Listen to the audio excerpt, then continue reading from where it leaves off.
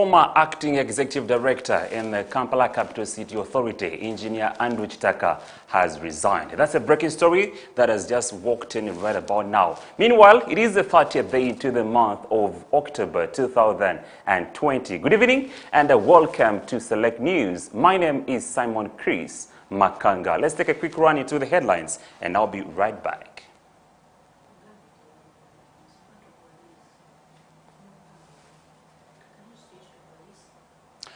Well, good evening once again, and thank you so very much for those of you that have just joined us. My name once again is Simon Chris Makanga, and now let's do this. Ahead of the presidential nominations that are slated for the 2nd and 3rd of November at Chambogo University grounds, the traffic police commander in Kampala Metropolitan Fund Norman Musinga has released a road program indicating routes and street paths to be followed by presidential aspirants on the 2 days.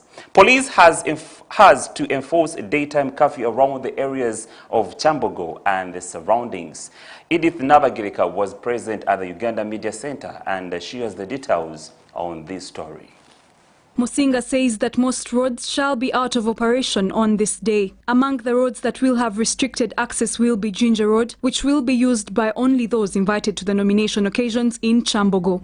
All junctions that join Kampala Ginger Highway between Spear Motors, that is IOV Junction, and Chireka Trading Center will be cut off completely, and also Chambogo Cricket Ground, or what we call the playground, what we call the Presidential Nomination Center, will only be accessible to the presidential aspirants. Their recommended number of people accredited by Electoral Commission and Electoral Commission officials.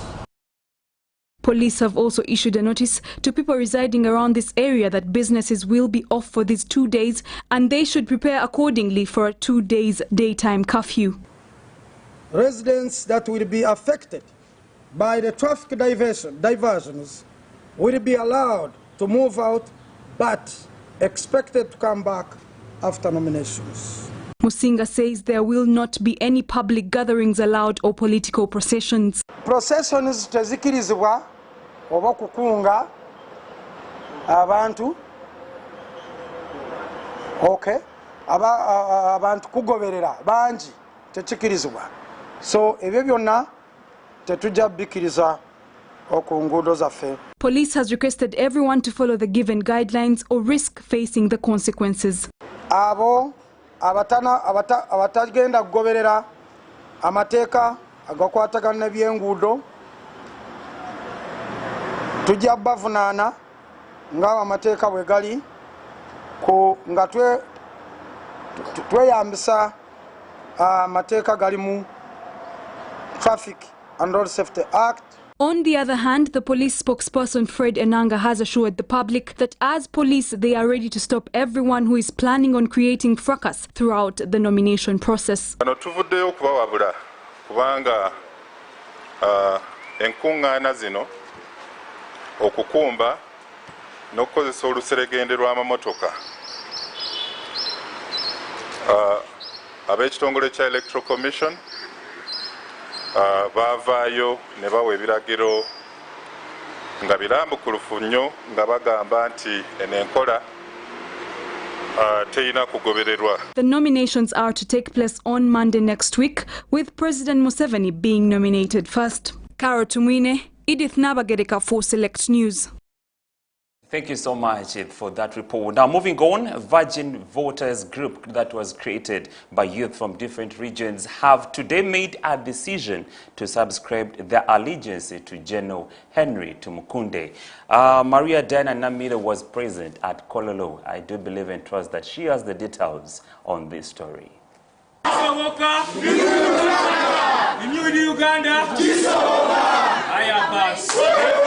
Virgin Voters, the group of youth that named themselves after the fact that they've never voted, decided to dedicate their allegiance to Tumukunde. Led by their chairperson Lumala Junior Muyingo, they assure the media that they have the national ID cards and they are ready for presidential elections.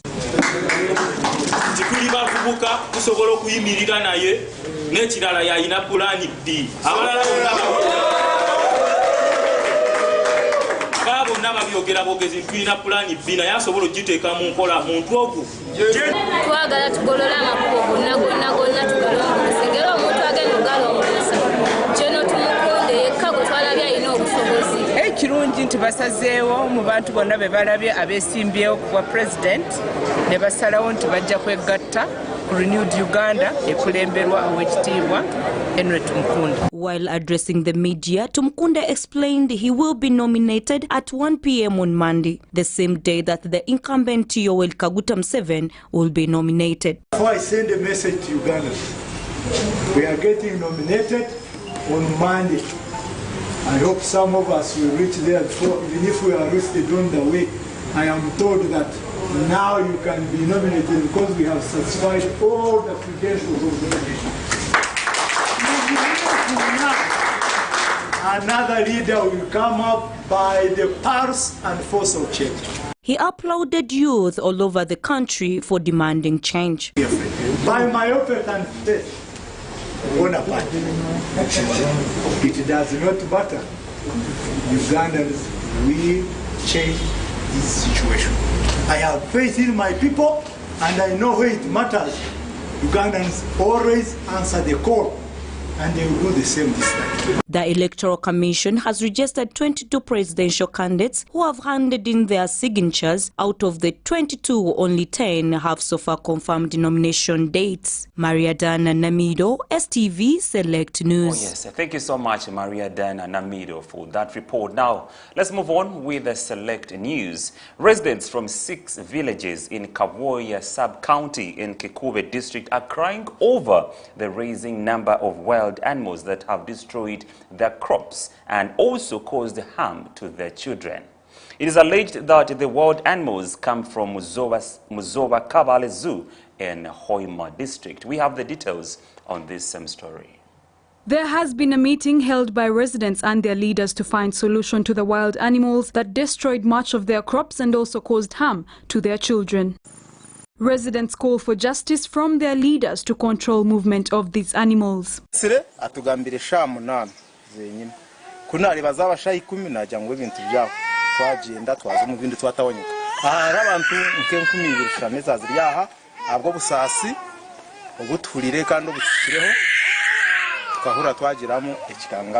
Mugisha Ben, the LC1 chairperson, says they have for so long called for help from the Uganda Wildlife Authority in vain, hence calling for an emergency meeting.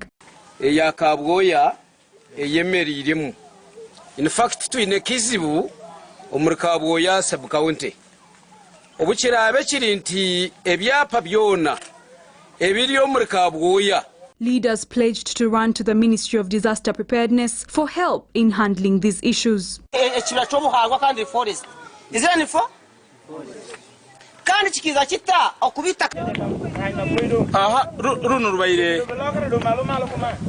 This was the community road connecting the 4 villages of Nkondo, Nyawaiga and others.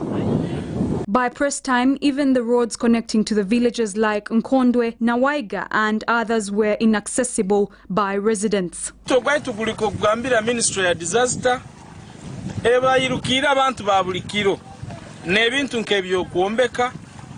building materials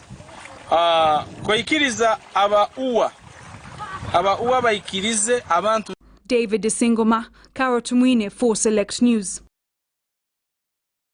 Oh yes, now from that point, let's take a quick run into our top stories, and then from that, we'll be taking a break.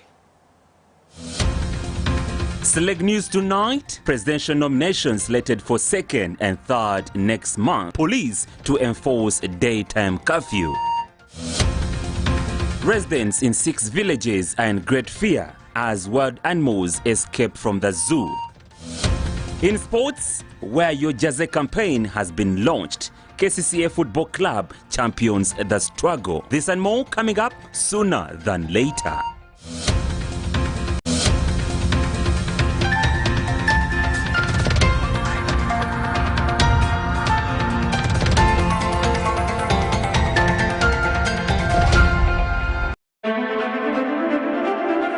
Hey guys, you're watching STV. Select for fun.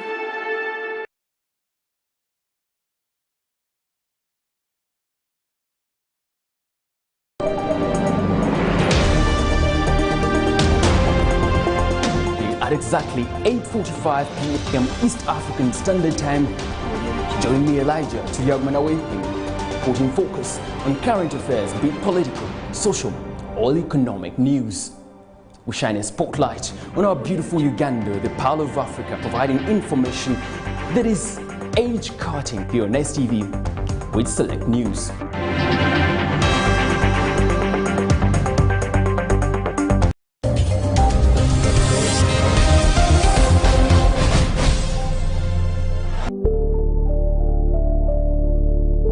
A small girl child can be a daughter, a sister, a mother, or a wife. That means at the end of the day, every girl child matters a lot in the society. Here is the show that brings back hope, courage, determination to the girls out there.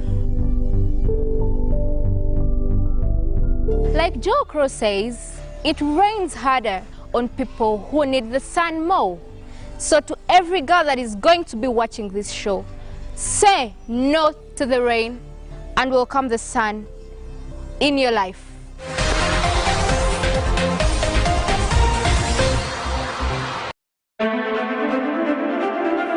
Hey guys, you're watching STV. Select for fun.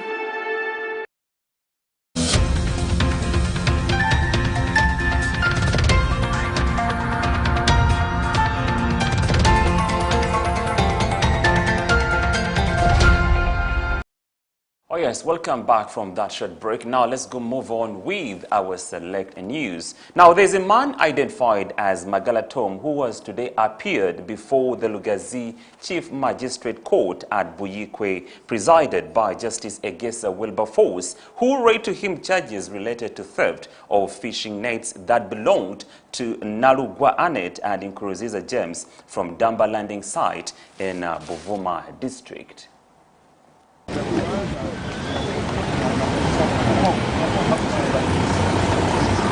Through their lawyer, Sekonde Eddy, he has told the judge how his clients lost fishing nets that were later found with Tom Magala as exhibits.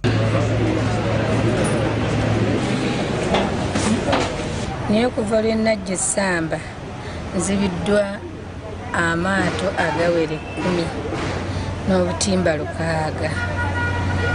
Mu nnaku ezitaliwo za wala mu mwezi guno twakwata mwami Magala ne ttiimu ye etubakwata nga balina ebizibiti by'obutimba bwaffe. While speaking to the complainants, they narrated how they arrested Magala after suspecting him of using their nets. Ewo mwami ono twaze eyinza obanga eriyo obutimba mu nju ye twasangamu obutimba naye olwokuba ne tebwaliko bantu bakeiminga nti bwabwe ne tugenda mu maato ge twasangamu obutimba bwa mwami Nkuruziza James n'obwa Mukadanis. Era omwami oyo n'atwalibwa ku poliisi eri abaana gye yava n'agenda e Buvuma, bwe yavaayo n'aleetebwa ku regional Rugazi. These have called upon government to tighten security in their area due to increasing crime rate. Mu bizinga kirabika nayo si y'amaanyi naye at least ono twamukutte red-handed ng'alina obutimba, so kirungi nti at least obujulizi weebuli obulaga era kino kijja kugendererwa nnyo okukendeeza ku buzi bw'emisango mu bizinga. However, Magala was granted a 2 million cash bail and he is to return to court on the 2nd of November 2020. Government muna bekikwatako bannabyabo bannamateeka mwenna twagala mutuyambe otwa tuleese omubbi wabeerewo enkola ey'enjawulo ku babbi b'oku mazzi muleme kulwanira ate mubbi omubbi n'agula ne valooya. Caro Tumwine, Tenure David Kalogwe for Select News. Well, moving on in our spotlight, the segment that usually comes in our bulletin on Friday, Maria Dana Namilo had a one-on-one with Executive Director, Uganda Wildlife Authority, Mr. James Musinguzi, who narrates his journey to becoming the Executive Director. Uwa, please do take a look.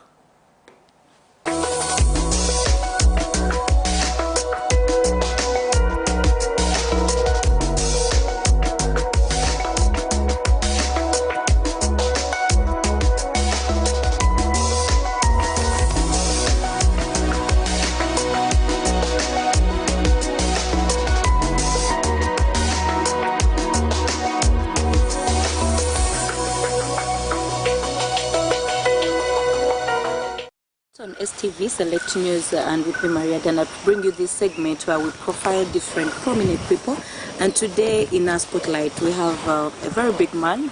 Of course you're going to know who he is. I don't want to say more about himself yet. He's ready to talk about himself, and I want to welcome you, Dr. Musinguzi. How are you?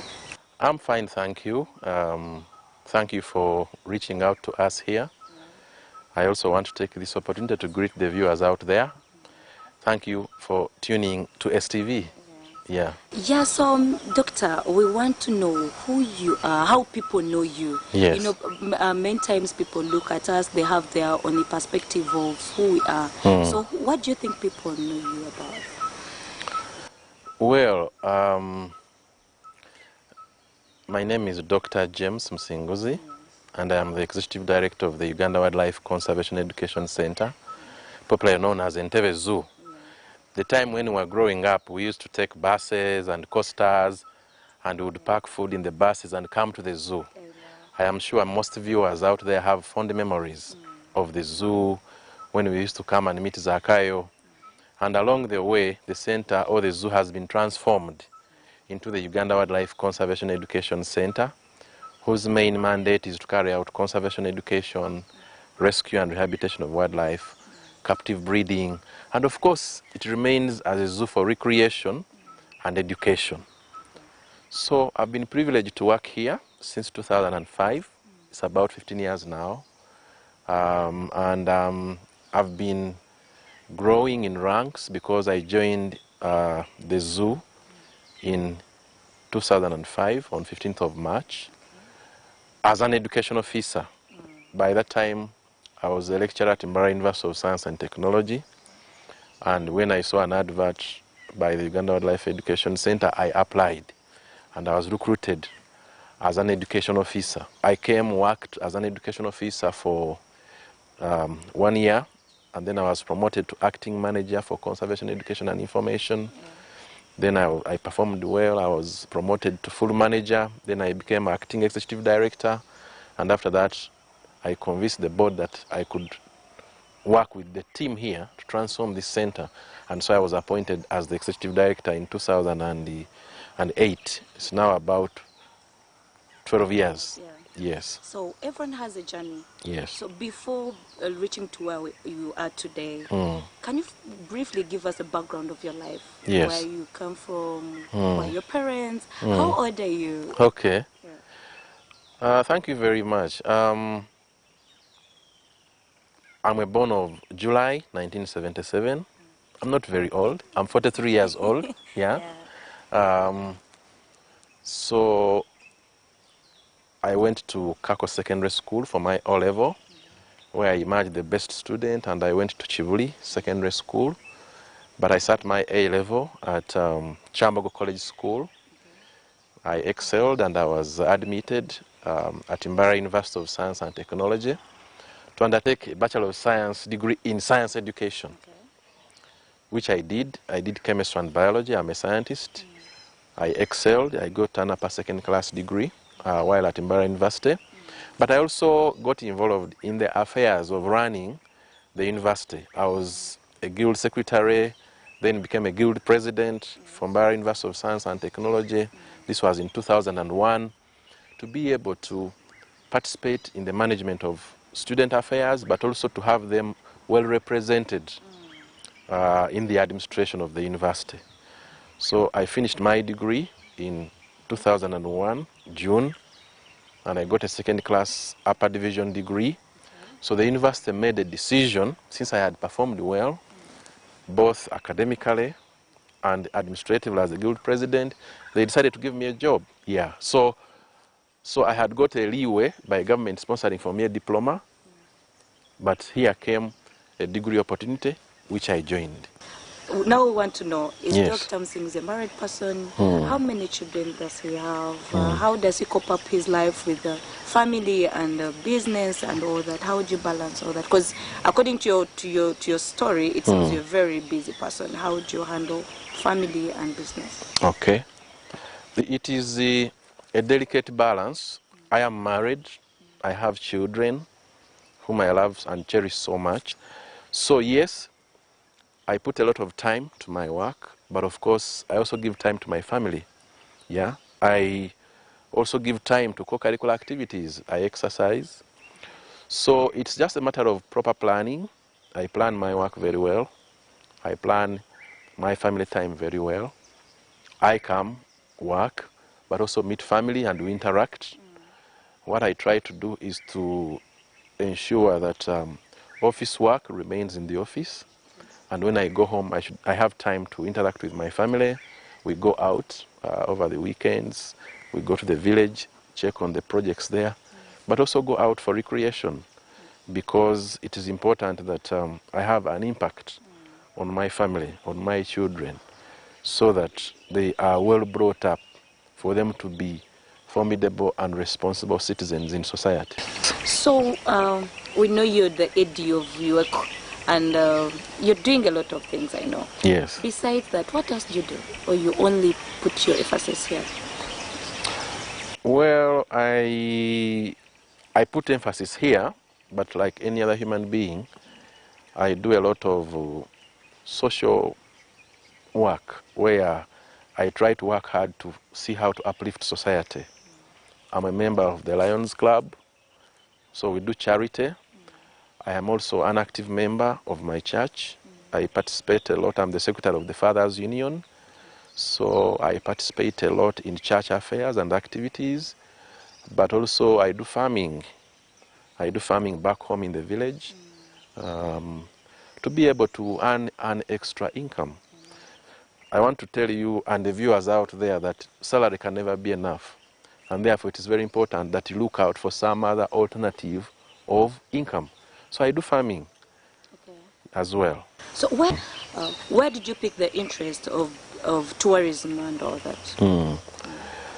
that? My major interest actually started in environmental management and conservation, because in my day-to-day interaction I realized that we need each other as animals and plants.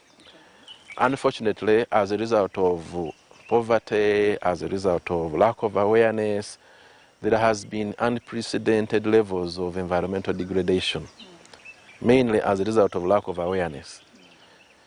And of course, as a teacher, when I finished my first degree, I thought that I should specialize in biology, conservation biology, for me to be able to contribute to the restoration of the environment, to the restoration of degraded environment and ecosystems, mainly through awareness creation and education. Now, on the point of tourism, we had faced a pandemic globally. So I don't know how, I want to know how the UAC has faced the challenge of the pandemic. How have you coped up with the situation? Yes. Yeah. Thank you very much for that good question. COVID-19 pandemic affected us real hard because as a center, the money that we were using for operations was largely coming from the entrance fees that we were getting from the gate, but also from our restaurant, from our accommodation, because the viewers out there need to know that we have a very good restaurant here. We have the longest beach line in Entebbe, 360 meters. We have accommodation, we have cottages, apartments, camping facilities, conference facilities. So we used to get money from the entrance fees, but also from these other amenities. Now, all that was cut off because COVID-19 meant that we had to close down the center. So we closed the zoo to the public, and we had to encamp 30% of our workers or colleagues here. But I want to take this opportunity to thank the government of Uganda, Ugandans and non-Ugandans out there, because what we did, we aggressively went out there and told the public our problem. I want to thank Ugandans and non-Ugandans for the contribution they made.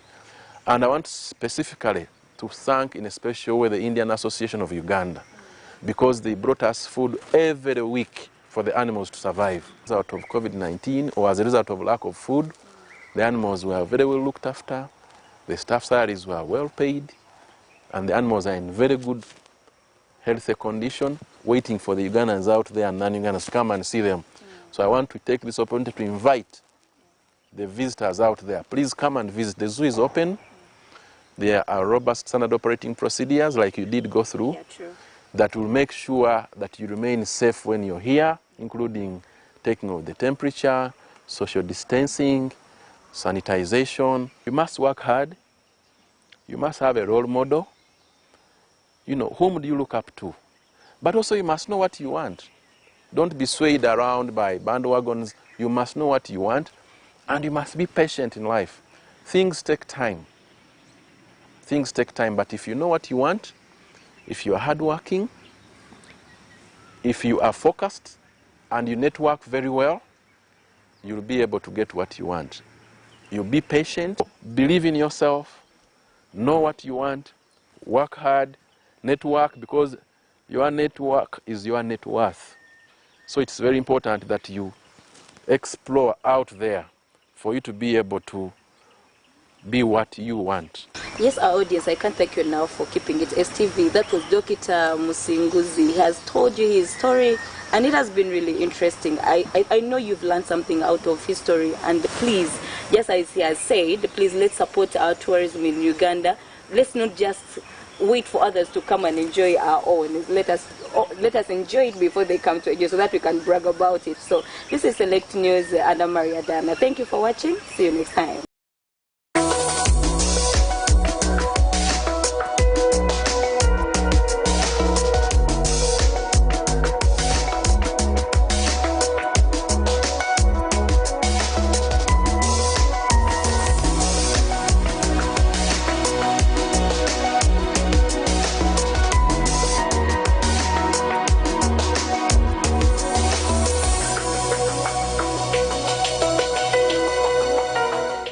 Yes, a beautiful story indeed. Welcome back, Maria Dana Namido, and thank you so very much for bringing us that gentleman. Now, moving on, let's dive into what's happening in the world of business. Now, the country's economy has been greatly affected by the pandemic. And today, during the first show, Elijah Tuliagumanawi had an interview with Rogers Mugisha, head of corporate communications, Let's Hego, who discussed the role of social corporate responsibility in recovering the economy and the business sector. We have the details in this story.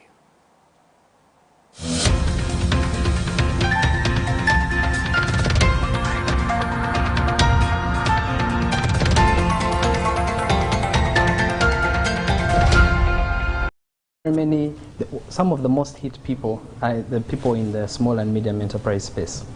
And the impact of COVID has really been, not only them, everyone has felt the pinch.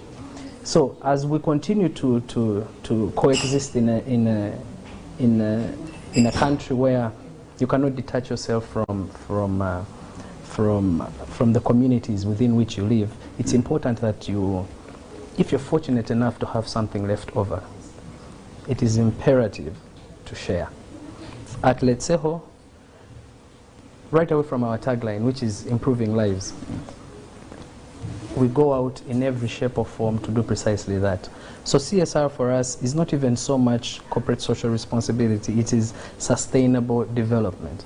So it is important that our beneficiaries continuously get a notch better in life so that they can excel at whatever activities that they're doing for themselves within their communities. So as we identify people that we shall allocate support and assistance to, we're cognizant about what is their plight, how hard have they been hit, how can we assist, and by when I say how can we assist, I don't mean throwing money at it. I mean it is important that we create sustainable, consistent development within the communities and the people who we interact with, starting from our customers, starting from going to our staff. And we're fortunate enough to have a footprint across Uganda with 44 branches. So literally every corner of the country is within our purview. And we're making strides in that space. Social responsibility is not just a feel-good bragging right aspect for you to say, I have contributed X amount of money to a charity. No, it is, at Letseho we believe that the makings of tomorrow are premised on the acts that we pass on today. And those acts are to benefit people. So people focus is always an emphasis for us. Regarding other brands and the impact in which they have contributed towards CSR, I would like to believe that all these brands are customer-centric and they're all corporate citizens. All right, still more in business. Members of the Natural Resources Committee of Parliament have questioned continued power interruption in the country in contrast to uninterrupted power exports. The members of Parliament who were on a field trip to Western Uganda to ascertain the level of electricity penetration in the area expressed the concern while visiting substations in Masaka, Ntungamo and Kasese district, where they were told that electricity supply to Rwanda, Tanzania and Kenya is uninterrupted. Now, the Select News takes a very short break and we do return with what's making news in the world of sports.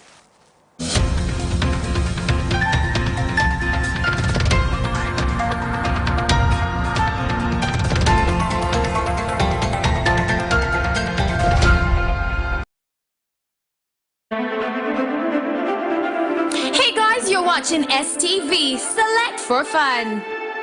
Mikwano chamwe mfira bulakopa ebonze babeba nnyo obuwagizi bwe mwabalaze nga batadeko live online show yawe ebonze desempenyo episode yasoose kakati nga bawakirwa STV babategekede ekyakabi ekyenjawulo mu episode yabwe ey'okubiri gye batuumye ebonze desempenyo episode 2 gye bajja okubalaga nga 1 November 2020 okuva ku ssaawa 10:30 mpaka ssaawa 12 ebonze desempenyo episode 2 ejja kuba eragibwa live ku STV select for fun wamu ne ku mikutu jaba ebonze eja internet tosuubwa abazanyi bo bonna ab'olulango mu ebonze live online mu show yabwe ebonze desempenyo episode 2 on all Ebony's online platforms.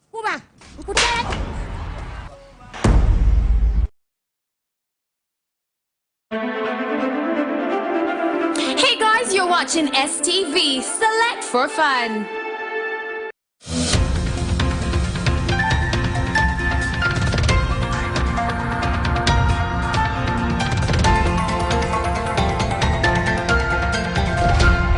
Good evening once again and welcome back from that slight break. Now let's dive straight into the world of sports.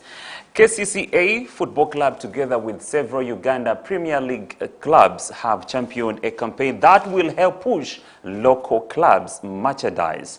Vipers, Police, URA, SC Villa, Express Football Club, Wakiso Giants also added their voices to the campaign. Tini has the details on this story.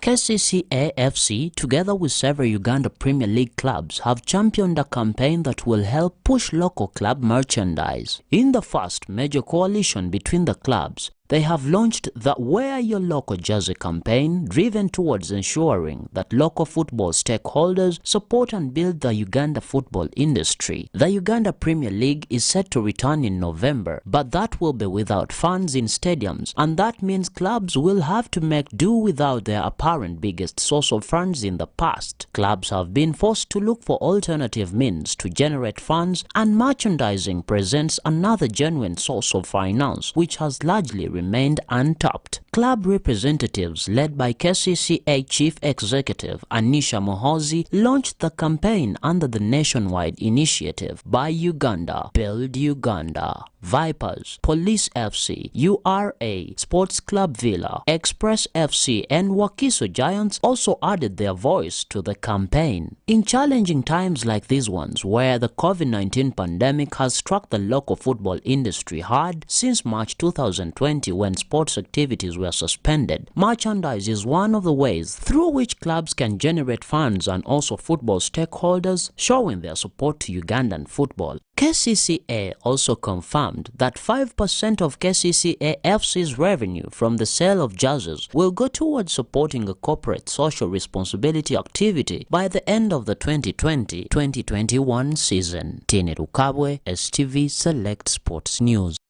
Wow, thank you so much, Tini, for that story. Now, moving on, former Boston University hockey player Travis Roy, who was paralyzed after an injury in 1995 and became a philanthropist for spinal cord injury treatment, has died at the age of 45. More on this we do have. Former Boston University hockey player Travis Roy, who was paralyzed after an injury in 1995 and became a philanthropist for spinal cord injury treatment, has died at 45. Roy died of complications from being a quadriplegic for 25 years. Roy was left paralyzed from the neck down after crashing headfirst into the boards and cracking 2 vertebrae 11 seconds into his first shift with Boston University in 1995. He was a 20-year-old freshman who eventually gained control of his right arm, enough to maneuver a joystick that operated his wheelchair. After the surgery, Roy dedicated his life to raising awareness around spinal cord injuries and funds to advance research. He established the Travis Roy Foundation in 1997 that has raised more than $9 million that has been split evenly between research and equipment for those suffering from spinal cord injuries. He also dedicated his time giving up to 40 motivational speeches a year on the subject. Boston University retired his number 24 in 1999. He received condolences from the hockey world yesterday. May his soul rest in peace. Tini Rukabwe, STV Select Sports News. Oh yes, may his soul rest in eternal peace. And Rukabwe Tini, thank you so much for bringing us that story. Meanwhile, that story has marked the end of Select News, and thank you so very much for sticking around. For those of you that have hosted us in your sitting rooms and those that have hosted us on your tablets or the phone, thank you so much for doing that. My name is Simon Chris Makanga, and may the good Lord of Abraham, Isaac, and Jacob be with you until we meet any other time. But for now, I'm not around.